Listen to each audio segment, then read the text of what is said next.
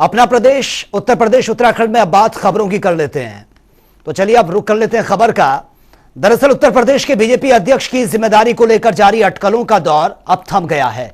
BJP ने पंचायती राज मंत्री भूपेंद्र चौधरी की प्रदेश बीजेपी की कमान उनको सौंप दी है और ऐलान किया है कि बीजेपी का भूपेंद्र चौधरी को प्रदेश अध्यक्ष की कमान सौंपना एक बड़ा सियासी दांव उसको माना जा रहा है। दरअसल पश्चिमी यूपी से ताल्लुक रखने वाले भूपेंद्र चौधरी की पहचान जाट नेता के रूप में होती है और इस नाते उनकी पश्चिमी यूपी और जाट वोटर में काफी अच्छी पकड़ भी मानी जाती है। और बताया यह भी जाता है कि किसान आंदोलन के बाद भी पश्चिमी यूपी में बीजेपी को अनुमान से ज्यादा सीटें मिलना कहीं ना कहीं भूपेंद्र चौधरी की और ही ये उसी का ही असर है जिसका उन्हें यह इनाम दिया गया है। और इसके साथ ही पश्चिमी यूपी में रालोद और सपा की गठबंधन का असर कम होगा। वहीं यूपी की सत्ता में वापसी के बाद भूपेंद्र चौधरी को योगी मंत्रिमंडल में शामिल किया गया, तो वहीं दूसरी बार योगी सरकार में वो मंत्री बने हैं।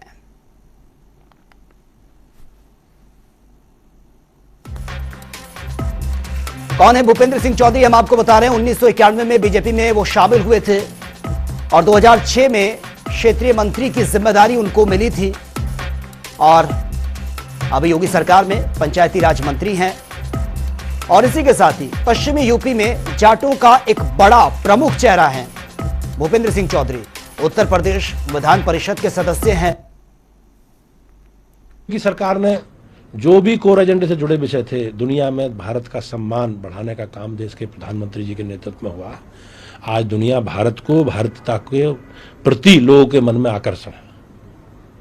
आप देखते होंगे पाकिस्तान का प्रधानमंत्री क्या कहता हमारी विदेश नीति के बारे में, देश के प्रधानमंत्री के बारे में। यही हम लोगों का संकल्प था, पार्टी का यही संकल्प है। पार्टी के लाखों कार्यकर्ताओं ने अपना सर्वोच्च बलिदान इन विषयों के लिए दिया है। हमें सौभाग्य है हम सब लोगों का कि हम सब लोग प्रदर्शी हैं उन सब विषयों को। हमारे समय में ये चीजें हुई। आप जिस समुदाय से आते हैं, बीजेपी का उत्तर प्रदेश के प्रदेश अध्यक्ष कोई उस समुदाय का पहला व्यक्ति है जो आप बने हैं, तो आप अपने बीजेपी का कार्यकर्ता के नाते मुझे ये जिम्मेवारी दी गई है। अब मीडिया ने मेरी जाति भी निकाल के ले आए, इससे पहले कभी जाति वाति की विषय हुई नहीं। और मेरी पार्टी ने मुझे कार्यकर्ता के नाते ये काम हमेशा दिया, आज नहीं पहले भी दिया। मैं क्षेत्रीय अध्यक्ष भी रहा 8-9-10 साल, क्षेत्रीय मंत्री रहा, मंडल विभाग संयोजक रहा, जिला अध्यक्ष, सब दायित्व रहा। मेरी पार्टी ने कभी मुझे इस रूप में देखा ही नहीं। और मंत्री भूपेंद्र चौधरी को यूपी बीजेपी की कमान मिल गई है और इसके साथ ही उनको बधाई देने का सिलसिला भी शुरू हो गया है। उनके मुरादाबाद स्थित घर पर बधाई देने वालों का तांता लगा हुआ है। उनके परिवार वालों को बधाई देने और मिठाई खिलाने वालों की लंबी भीड़ है। लोग वहां पर बधाई देने के लिए पहुंच रहे हैं। पापा ने जो मेहनत की, पार्टी के जो शीर्ष नेतृत्व ने, पार्टी के शीर्ष नेतृत्व में जो डिसाइड किया, माननीय जेपी नड्डा जी ने, प्रदेश अध्यक्ष जी ने, हमारे योगी जी ने, माननीय मोदी जी ने, अमित शाह जी ने, सबके आशीर्वाद से पापा की मेहनत सफल हुई। उन्हें इतने बड़े पद की जिम्मेदारी मिली। फोन आ रहे हैं, लोग सब कांग्रेचुलेट कर रहे हैं, सब लोग खुश हैं घर के बारे में। और वहीं भूपेंद्र चौधरी को प्रदेश अध्यक्ष बनाए जाने पर उप मुख्यमंत्री ब्रजेश पाठक ने भी उनका भी बयान सामने आया। क्या कुछ उन्होंने कहा वो सुन लेते हैं। आदरणीय भूपेंद्र चौधरी जी को बहुत बहुत शुभकामनाएं देता हूं। उत्तर प्रदेश के 25 करोड़ लोगों की तरफ से शुभकामनाएं देता हूं और केंद्रीय नेतृत्व का बहुत आभार प्रकट करता हूं। उन्होंने एक ऐसे कार्यकर्ता को प्रदेश अध्यक्ष की कमान सौंपी है जो वास्तव में प्रत्येक कार्यकर्ता के साथ कंधे से कंधा मिलाकर काम कर चुके हैं और जन जन तक उनकी प्रभावी भूमिका है। बहुत ही वरिष्ठ कार्यकर्ता हैं और मैं बहुत बहुत आभार प्रकट करूंगा केंद्रीय नेतृत्व का और उनको शुभकामनाएं देता हूँ। और वहीं बीजेपी प्रदेश अध्यक्ष बनने पर कांग्रेस प्रवक्ता अंशु का क्या कुछ कहना है वो सुन लेते हैं। भाजपा के नए प्रदेश अध्यक्ष को हमारी शुभकामनाएं हैं और हम उम्मीद करते हैं कि वो जिस समाज से आते हैं, जिस क्षेत्र से आते हैं, सबसे ज्यादा भाजपा सरकार में उसी क्षेत्र के लोगों पर अत्याचार हुआ। 3 काले कानून के खिलाफ उत्तर प्रदेश के सबसे ज्यादा किसानों ने जो हिस्सा लिया और शहीद हुए वो पश्चिमी उत्तर प्रदेश के थे। आज भी गन्ना किसानों का 12,000 करोड़ रुपए से ज्यादा बकाया है। लगातार किसान पीड़ित है। तो ये जो सारे विषय हैं, हम उम्मीद करते हैं कि नए प्रदेश अध्यक्ष इस पर जनता के और किसान के और नौजवानों के मुद्दों को लेकर सरकार से लड़ने का काम करेंगे, क्योंकि भाजपा सरकार में सिर्फ और सिर्फ किसानों के साथ धोखा हुआ है। किसान कर्जा माफी के नाम पर नौजवान लगातार बेरोजगारी को लेकर परेशान है और कोरोना काल में जो छोटे MSME उद्योग थे पश्चिमी उत्तर प्रदेश में, चाहे मुरादाबाद में पीतल नगरी हो या अलीगढ़ में, तो ये सारे प्रभावित हुए। हमें उम्मीद है कि उसको लेकर वो मुखर हो। और वहीं भारतीय जनता पार्टी की ओर से भूपेंद्र चौधरी को उत्तर प्रदेश अध्यक्ष बनाने के बाद भारतीय किसान यूनियन के राष्ट्रीय प्रवक्ता राकेश टिकैत का बड़ा बयान सामने आया। राकेश टिकैत ने कहा है कि क्या देश में जाट बिरादरी ही रह गई है? अभी जब चुनाव हुआ था उसमें 1 महीने तक टीवी पर इस बिरादरी पर चर्चा भी चली थी और इस बिरादरी का इलाज कराएंगे। इन्होंने उपराष्ट्रपति भी ये बतावे कि हमने किसान बनाया, यहाँ पे भी यूपी में भी बता रहे कि भाई अध्यक्ष बना दिया। अपने थोड़े से कर्म और ठीक कर ले सरकार। नफा नुकसान कर्मों सा होता है, किसी के बनाने से नहीं होगा। बिजली के रेट पूरे देश में सबसे महंगे हैं।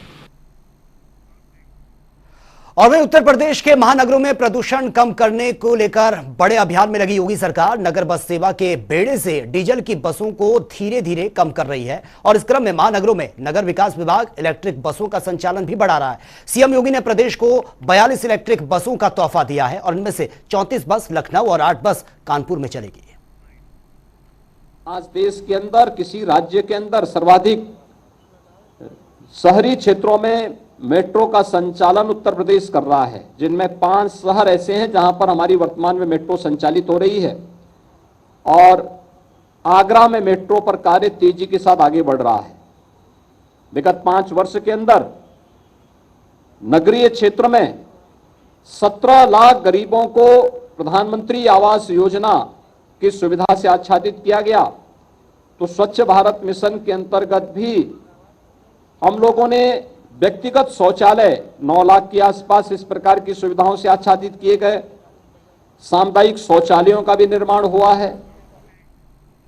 और चंबल नदी में राजस्थान के कोटा बैराज से 21 लाख क्यूसेक अधिक पानी छोड़े जाने के बाद नदी का जलस्तर तेजी से बढ़कर खतरे के निशान 136 मीटर को पार कर 137 के आसपास पहुंच गया है। इस समय आगरा में चंबल 136 मीटर से ऊपर बह रही है, जिसके चलते तटवर्ती क्षेत्रों में बाढ़ के हालात बने हुए हैं और लोग पलायन को मजबूर हो रहे हैं।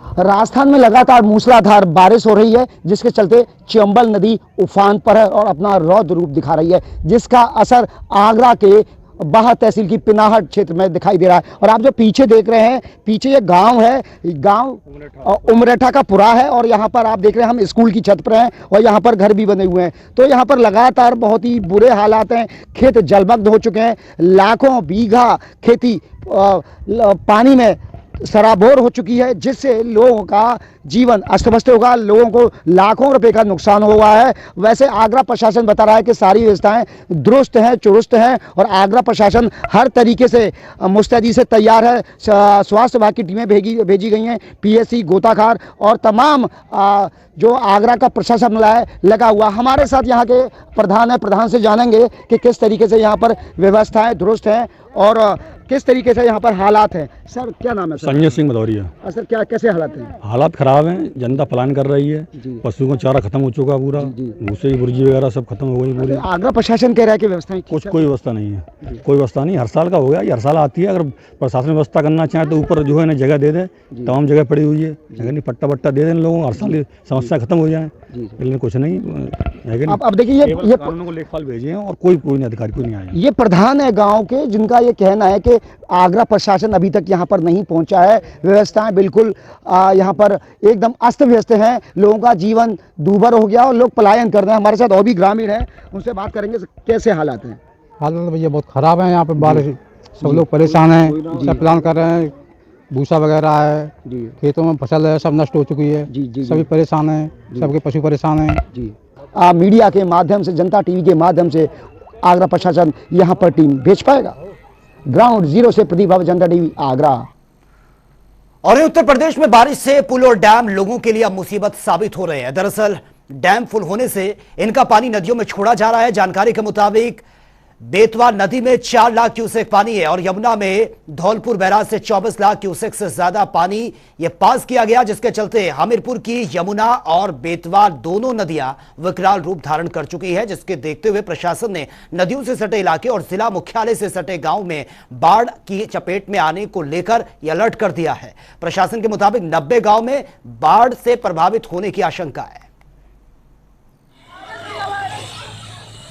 तो प्रशासन का दावा है कि बाढ़ जैसे हालातों से निपटने के लिए वो पूरी तरह से तैयार है। जिला प्रशासन ने इसके लिए एनडीआरएफ की टीमें भी बुलाई हैं।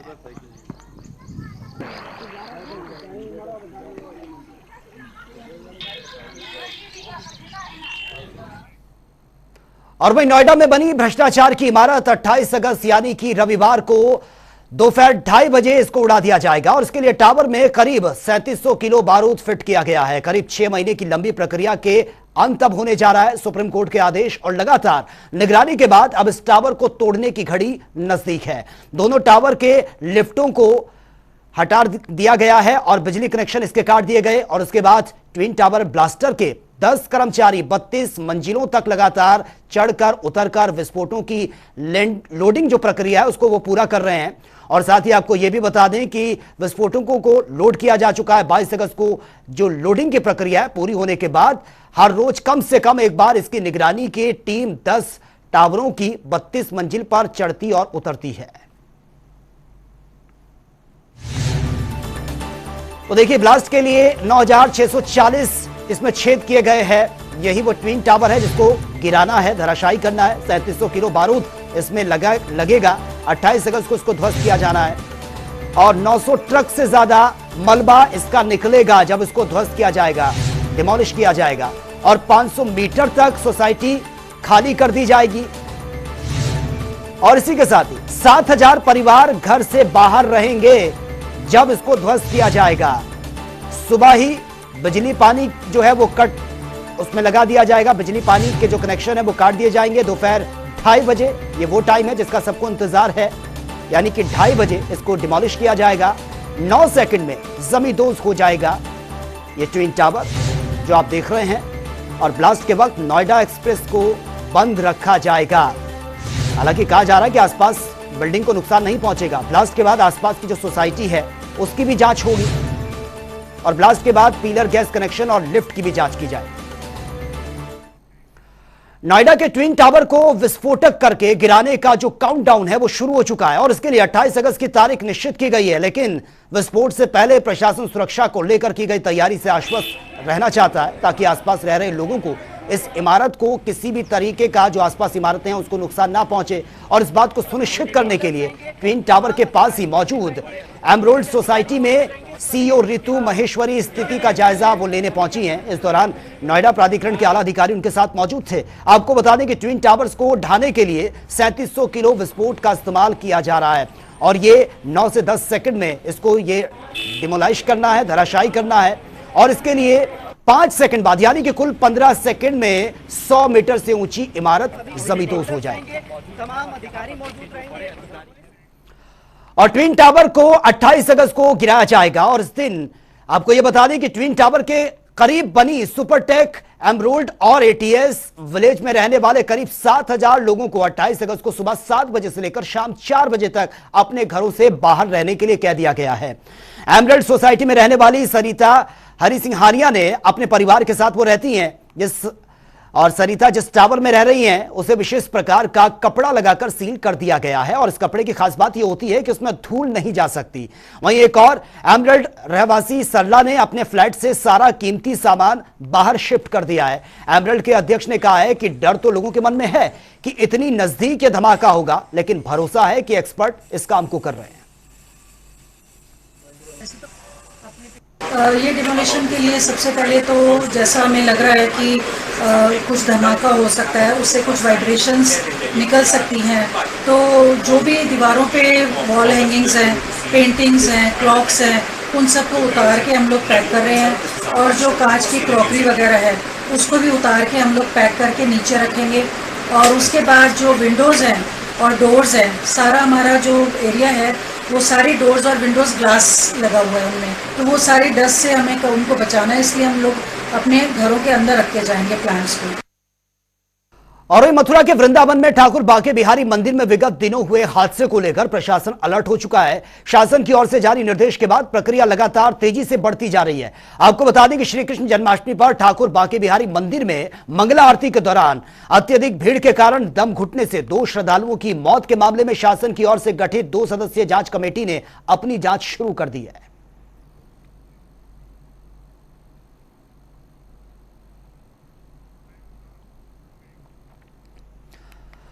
और वहीं कॉमेडियन राजू श्रीवास्तव के चाहने वालों के लिए एक गुड न्यूज है। हास्य अभिनेता की जो तबीयत है वो धीरे धीरे उसमें सुधार देखने को मिल रहा है। जानकारी के मुताबिक राजू को जिंदगी और मौत की लंबी लड़ाई के बाद अब 15 दिन बाद होश आ चुका है। आपको बता दें कि कॉमेडियन राजू श्रीवास्तव दिल्ली के एम्स में एडमिट हैं। राजू को कार्डियक अटैक आने के बाद उनको हॉस्पिटलाइज किया गया था और बीते दिनों राजू की तबीयत बेहद नाजुक बताई जा रही थी। वो होश में नहीं आ रहे थे, लेकिन उनके फैंस की दुआओं का ही असर था कि राजू अब होश में हैं। फिलहाल वो धीरे धीरे अब रिकवर भी हो रहे हैं। गुड न्यूज दोस्तों, गुड न्यूज, राजू भाई को होश आ गया है। Good news, thank God. मैं कहता था ना चमत्कार होगा। परमात्मा जो है हंसाने वाले को नाराज नहीं कर सकता, उनके परिवार को नाराज नहीं कर सकता। सारे परिवार को, सारे दोस्त यारों को, पूरे संसार को, जिसने दुआ की, सबको प्यार। Thank you God, thank God. Raju भाई आप जियो हजारों साल, यही तहदे से दुआ दे रहा आपका फैन सुनील पाल। नमस्कार गुरु, राजू भैया को होश आ गया। हाँ, 25 अगस्त अभी तुरंत की बात बता रहे, उनके साले आशीष भैया से बात भाई, और सबसे बात भाई अपने राजू भैया को होश आ गया। आप लोगों की दुआएं काम कर गई भैया, दुआएं काम कर गई। अब बहुत जल्दी राजू भैया भी आ जाएंगे और राजू भैया के लिए आज एक भजन भी आ रहा, सुनो। अब राजू भैया आ गए। तो चलिए अब बात उत्तराखंड की खबरों की कर लेते हैं। मुख्यमंत्री पुष्कर सिंह धामी यूके एसएसएससी भर्ती घोटाले में एक्शन मोड में नजर आ रहे हैं, जिसके चलते सीएम धामी ने समीक्षा बैठक का आयोजन भी किया और बैठक में सीएम धामी ने दोषियों के खिलाफ सख्त रुख दिखाते हुए कार्रवाई के आदेश दे दिए हैं और साथ ही कहा कि परीक्षाओं में गड़बड़ी के जो साक्ष्य मिले हैं उन्हें निरंतर नए सिरे से चयन प्रक्रिया भी शुरू की जाए। कि जहां ये जांच चल रही है वहीं हमारे जो इसमें शामिल होने वाले परीक्षार्थी हैं या जिन्होंने परीक्षाओं में भाग लिया है, जिन्होंने योग्यता के और क्षमता के आधार पर, अपनी काबिलियत के आधार पर जिन्होंने स्थान बनाया या भविष्य में स्थान बनाने वाले, उनको किसी प्रकार का भी अहित न हो, उनकी परीक्षाएं देरी से न हो, उनके रिजल्ट समय से आए, उस पर भी हम विशेष फोकस कर रहे हैं। और वहीं रामनगर के गर्जिया देवी मंदिर के टीले में समय के साथ साथ बरसाती और बाढ़ के चलते कई जगह दरारें आ गई हैं। गर्जिया देवी मंदिर हमेशा से ही रामनगर का आस्था का केंद्र रहा है, लेकिन बीते लंबे समय से टीले में आ रही दरारों ने अधिकारियों और पुजारियों की चिंता को बढ़ा दिया है। वहीं सिंचाई विभाग ने अब मंदिर के जीर्णोद्धार के लिए 4 करोड़ का बजट शासन से मांगा है। प्रस्ताव पास होने तक मंदिर को त्रिपाल की मदद से ढककर रखा गया है ताकि टीले की मिट्टी का कटाव ना हो सके।